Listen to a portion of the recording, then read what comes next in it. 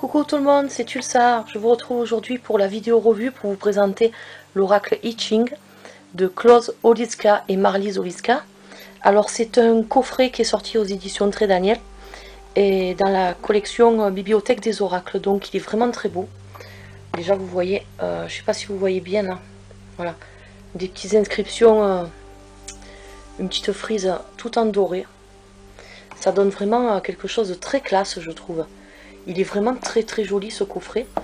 L'aspect, c'est, je sais pas si vous voyez bien, il a une bonne finition aussi. Voilà, ça fait des petits carreaux. Je sais pas comment vous expliquer, c'est vraiment très beau. Voilà. Déjà quand on a le coffret dans les mains, on voit qu'on a un produit de qualité. Alors, il se présente comme ceci, là, assez gros, puisqu'on a un livre dedans et non un livret. Et il coûte 23,95 €. Je trouve que franchement, pour le produit qui est à l'intérieur, c'est un très bon rapport qualité-prix. Voilà, parce que autant dans le livre que dans les cartes, on a de la bonne qualité, les explications sont bien parce qu'elles sont claires. Alors il s'ouvre comme ça, c'est une boîte semi-rigide. Vous voyez, il est vraiment très beau. Donc on a un livre. On va commencer par le livre d'ailleurs. Voilà, donc alors il est quand même, c'est un livre de 158 pages, 157 pages. Il est très bien fait. Il est très bien fait parce que donc c'est un oracle qui est basé sur le Tao, mais plus accessible je trouve pour les personnes qui n'ont pas l'habitude par rapport à l'oracle Tao de Mahadeva Padma. Celui-ci il est beaucoup plus accessible et beaucoup plus compréhensible parce que les explications il y en a moins. Et si vous n'avez pas l'habitude du Tao, vous arriverez mieux à comprendre le sens que les cartes veulent vous donner avec ce livre-là, plutôt qu'avec le livre de Mahadeva Padma qui est peut-être un peu plus complexe à mon goût. Donc déjà là, on a des belles illustrations qu'on retrouve dans les cartes. On a de la couleur. Il est vraiment très beau. Alors moi, je l'ai découvert grâce à Célia. Elle l'avait présenté en unboxing. Et aussi Claire de la Lune l'a présenté, a fait une revue sur ce jeu. Et c'est vrai que j'avais envie de l'acquérir. Donc là on nous explique le livre des changements, l'oracle et l'enseignement de la sagesse. Voilà. Donc tout ce qu'il y a à savoir sur le Tao, des conseils. Ensuite le I Ching et sa place dans le monde. Donc on vous explique beaucoup de choses sur qu'est-ce que c'est le I Ching, qu'est-ce que le Tao, l'esprit de cet oracle là, comment consulter l'oracle. Les traits yang, les traits yin, à quoi ça correspond. Voilà, donc on nous explique beaucoup de choses. Par contre, on ne va pas vous expliquer comment jeter les sapèques, mais on ne vous le propose pas dans cet oracle-là, parce qu'en fait, la façon dont vous allez tirer les cartes, ça va vous éviter de jeter les sapèques. Par contre, ça n'empêche pas que si vous pratiquez le Yi King avec les sapèques, vous pourrez quand même le faire, c'est ce que je fais moi d'ailleurs. Voilà, donc le yin et le yang, on nous explique un peu tout ça. Les points communs, beaucoup de points, franchement super intéressant. Voilà, ce que vous devez savoir avant d'interroger cet oracle là. On vous montre un peu les pièces, les sapèques, on vous explique, on vous parle un peu de ça. Mais voilà, on va pas vous donner le mode d'emploi contrairement à l'oracle Tao. Alors comment interpréter vos hexagrammes et les traits? Voilà, donc on vous explique tout, on vous fait un schéma ici. Vous voyez, donc vous tirez deux cartes. Donc vous allez voir après les traits qui changent et les traits qui ne changent pas. Et ceux qui changent, en fait, il va falloir les interpréter dans les explications qu'on va vous donner un peu plus loin. Voilà. Donc là, les 64 cartes du I Ching. Alors, très intéressant. Donc vous avez la photo de la carte en couleur, son nom, l'hexagramme qui correspond à cette carte-là, qui est dessiné de toute façon sur toutes les cartes. Voilà, ce que cet hexagramme signifie. Voilà ce qu'il a à vous dire. Et ensuite, les traits. C'est-à-dire que si vous allez avoir des traits qui vont changer, chaque trait, j'espère que vous y voyez bien, chaque trait est expliqué. Parce que j'ai le reflet de la fenêtre. Chaque trait est expliqué. Donc selon le trait qui change, il va falloir lire les explications de chaque trait. Par exemple, là, le 5e trait, c'est modestie et prudence ou circonspection se doivent d'avoir leurs limites. Parfois, vous devez vous lever, vous montrer et agir avec détermination afin d'atteindre des objectifs importants. N'utilisez pas tout votre pouvoir et tenez-vous-en au fait. Voilà, c'est un exemple. Mais pour vous montrer un peu le genre de conseils qu'on va vous donner, c'est clair, c'est précis, c'est pas quelque chose qui est très long et c'est facile à comprendre. Voilà, donc ça c'est super. Et tout ça pour toutes les 64 cartes de l'oracle. Vous avez exactement la même chose. On va vous expliquer s'il faut, selon les cartes, s'il faut lire le texte ou alors s'il faut lire juste les traits qui changent. Franchement, c'est super bien. Donc, je vous conseille, si vous voulez vous lancer avec le Yi-King, il y a 2 oracles sur le Yi-King qui sont faciles d'interprétation pour les débutants. C'est entre autres celui-ci et l'autre que je vous avais présenté, le Yi-King, qui est dans un petit coffret là. Voilà. C'est vrai que pour des débutants, l'oracle Tao de Mahadeva Padma, ça risque d'être un peu complexe. Voilà. Parce que le livre est très gros, il y a beaucoup d'explications et au final vous risquez de vous y perdre. Alors que là, franchement, et puis vous avez un bon produit pour 23,90 €, 24 €, vous avez un livre et des cartes. Alors que si vous achetez l'oracle Tao, il va falloir investir un peu plus. Voilà. Donc franchement, là, on est super bien. Donc là, on a les cartes qui sont prises dans un écrin. Et donc je vais vous les présenter, je vais essayer, je sais pas si je vais mettre un peu plus de lumière pour que vous y voyez mieux, je vais mettre plus de lumière. Et voilà, je pense que ça ira mieux avec le contre-jour de la fenêtre, je préfère vous mettre un peu plus de lumière, je règle un peu la cam, voilà. Alors donc, on a 64 cartes donc, plus des cartes blanches, qui moi ne me serviront pas, mais après si vous voulez vous en servir, on vous explique comment il faut faire. Donc on a un joli dos, j'aime beaucoup, simple, sobre. Il est vraiment très beau, il n'y a pas besoin de faire des tirages en droit en vert avec le Yi-King, donc la question ne se pose pas. Voilà, donc c'est vraiment un très beau jeu, le deck est épais, les cotes sont blanches, mais bon, de toute façon, on n'a pas besoin pour ce genre de jeu. Donc on est sur un format de cartes comme les tarots, voilà. Comme les tarots, donc vous voyez à peu près, donc c'est pas des grosses cartes. Elles glissent très bien. Elles sont de très bonne qualité. Elles sont assez épaisses quand même, je trouve. On a un bon carton. Donc ça, c'est agréable. On n'a pas des trucs super faits. Donc on a un produit de qualité. Pour 24 €, voilà, vous avez tout. Alors donc, on va commencer par la première carte. Donc vous voyez que l'hexagramme est déjà dessiné. Le numéro de la carte. Et voilà, des dorures, du rouge, du noir. C'est ce qu'on va retrouver, un style épuré assez asiatique dans cet oracle-là. Voilà, et chaque carte va avoir sa signification. Et va avoir son hexagramme, soit dans l'illustration comme les 2 précédentes là par exemple, soit ici en petit.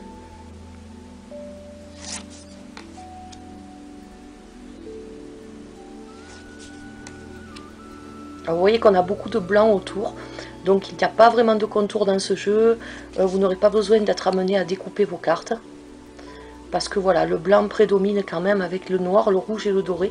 C'est les couleurs qu'on retrouve dans toutes les cartes.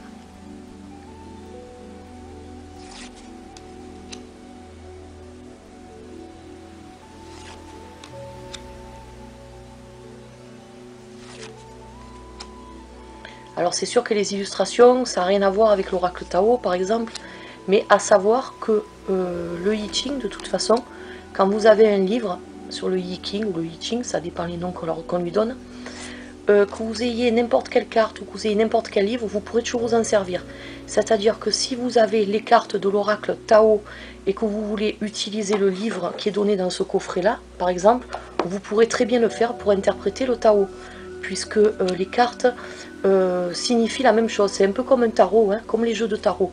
Voilà, que vous ayez 10 jeux ou que vous en ayez qu'un, vous pourrez, à part les tarots qui ont des thèmes, genre le tarot de la forêt enchantée ou des tarots de ce genre, mais sinon vous pourrez les utiliser avec n'importe quel livre. Là c'est pareil en fait. Donc il faut savoir que chaque hexagramme aura la même signification et le même nom. À quelque chose près, des noms peuvent un peu varier, mais d'un oracle à l'autre, mais ce sera toujours la même signification. Voilà. Et vice versa, si vous préférez utiliser le livre de l'oracle Tao avec ces cartes là, vous pourrez le faire aussi. Donc c'est ça qui est bien.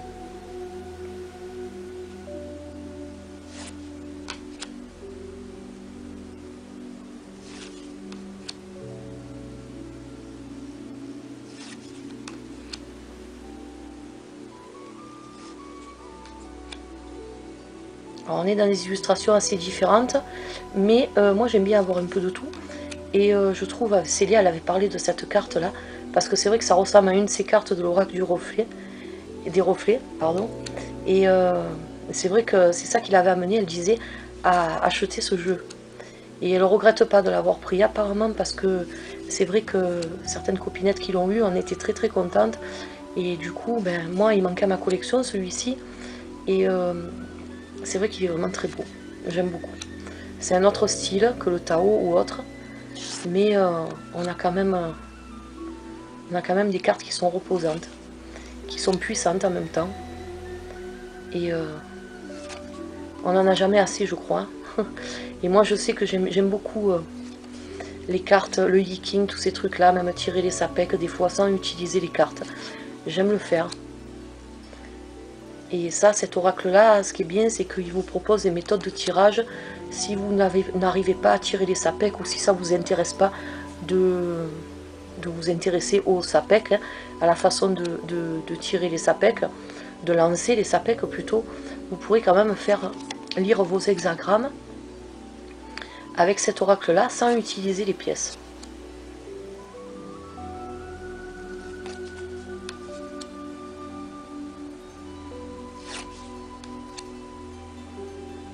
Alors vous voyez les trois couleurs qui dominent, les quatre couleurs qui dominent tout le temps, c'est le blanc, le rouge, le noir et le doré. Pour toutes les cartes.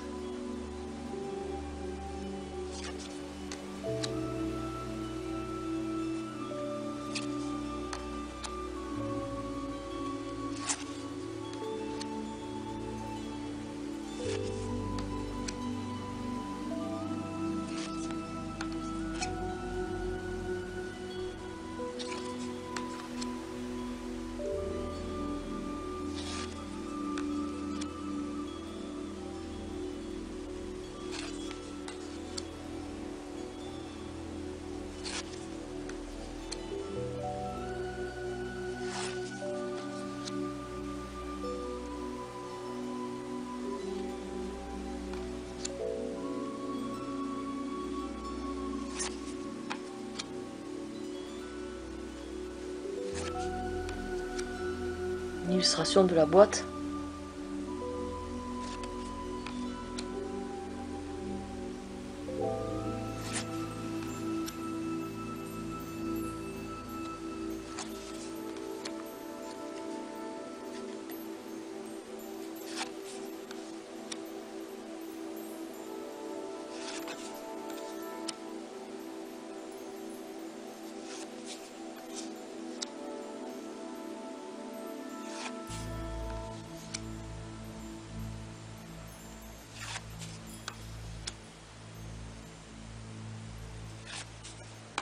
Et là, on a 4 cartes blanches.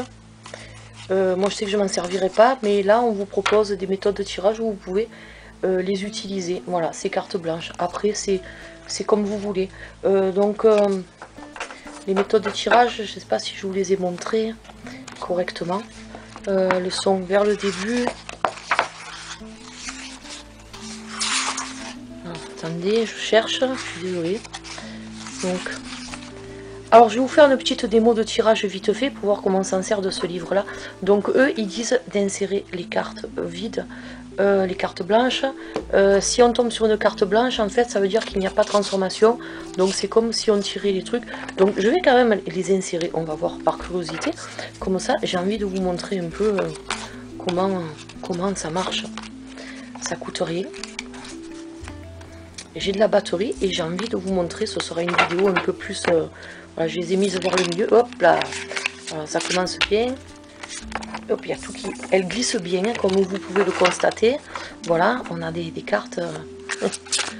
J'aime pas, mais les cartes blanches, moi je sais qu'après je les enlèverai parce que je vais les faire avec les sapèques. Donc, mais c'est juste pour vous montrer un peu comment ça marche pour les personnes qui connaissent pas trop. Voilà, donc on a mélangé les cartes. Donc, je coupe. Voilà.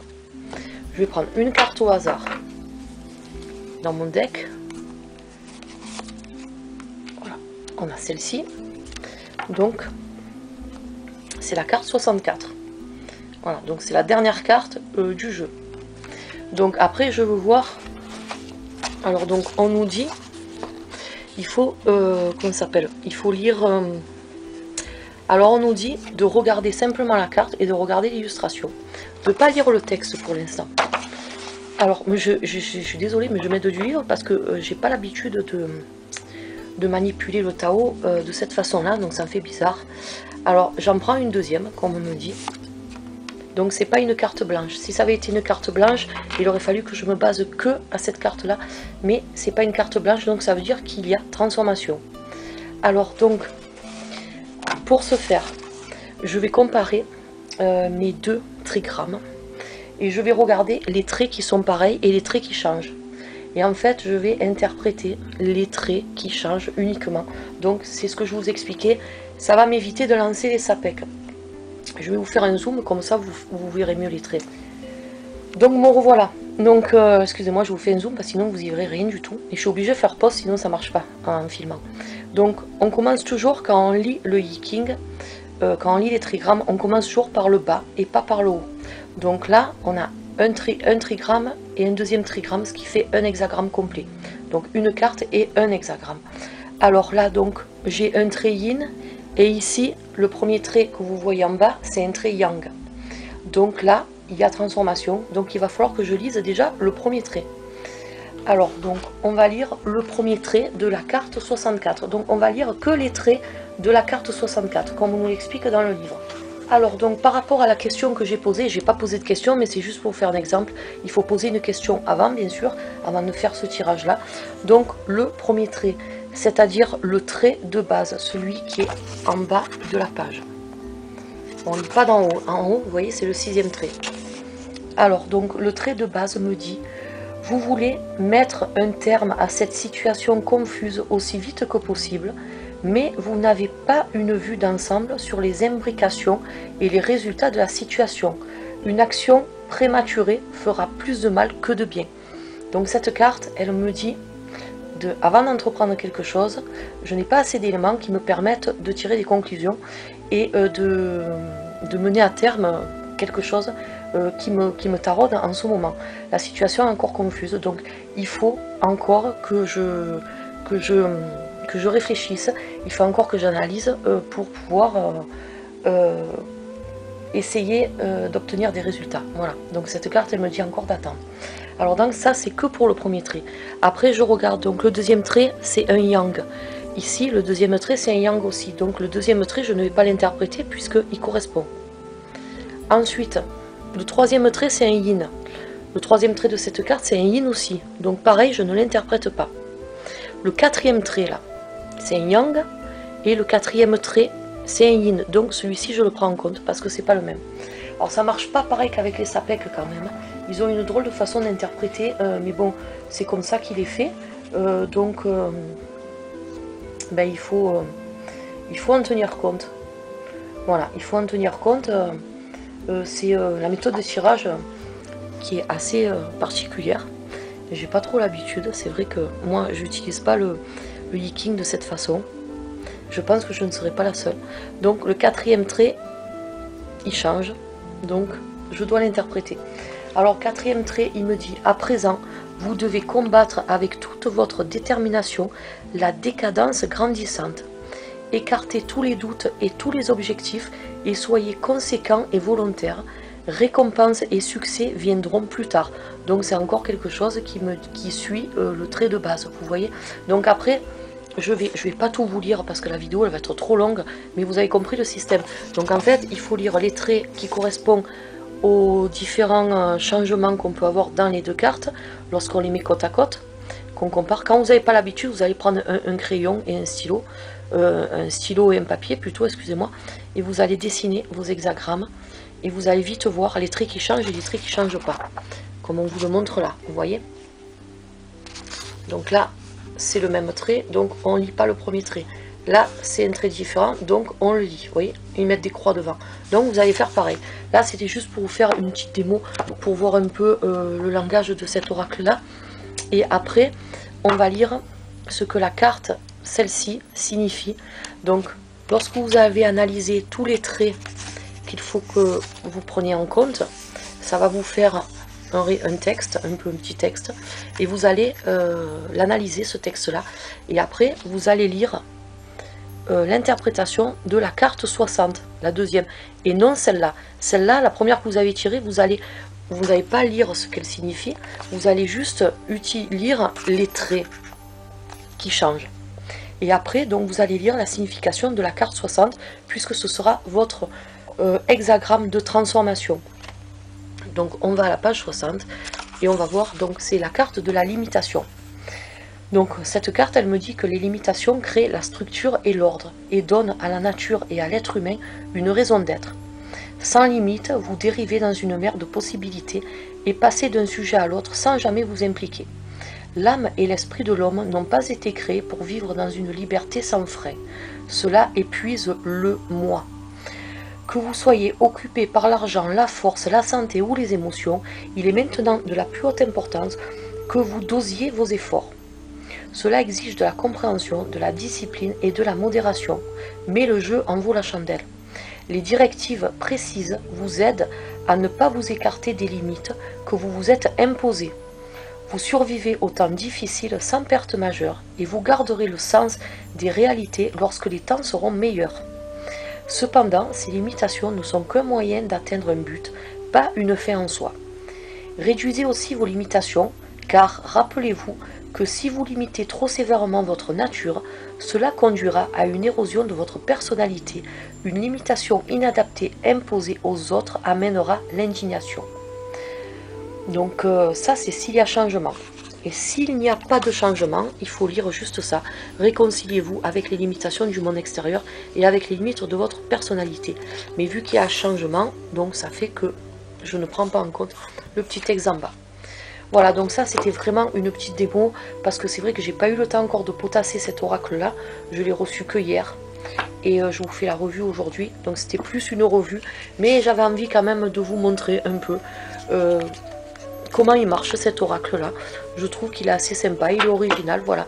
Moi j'aime bien explorer plusieurs, donc avoir plusieurs jeux sur le Yi-King, mais ne pas s'en servir de la même façon, je trouve que c'est assez sympa. Donc moi je continuerai quand même avec mes SAPEC parce que j'aime bien ce système là, mais il n'y a rien qui n'empêche que des fois je vais utiliser un peu, je vais tester un peu les tirages qu'ils me donnent, vraiment suivre la méthode du livre. Et je pense que ça va faire, quelque chose de pas mal quand même. Voilà, donc je suis revenue en mode normal, c'est quand même un peu plus simple. Je vous faisais le zoom pour que vous voyez bien, parce que certains, vous voyez, les doses d'illustration sont un peu petites. Voilà, donc moi, comme je vous disais, j'aime beaucoup ce jeu.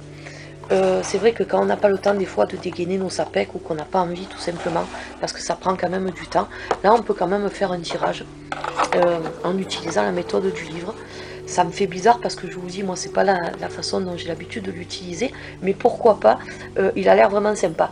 Voilà, si vous voulez vous lancer dans le Yi-King, écoutez, avec les cartes, je vous conseille vraiment ce coffret, parce que je vous disais, rapport qualité-prix, il est super, parce qu'il est vraiment pas cher pour ce qu'il est. On a de la bonne qualité et on a quelque chose de très bien expliqué et d'assez ingénieux quand même, je trouve. Voilà, donc c'était la revue de l'oracle I Ching aux éditions Très Daniel, Bibliothèque des Oracles. J'espère que ça vous aura plu. Pour ma part, je suis très contente de l'avoir. Et je vous retrouve prochainement pour d'autres vidéos. Allez, bye bye.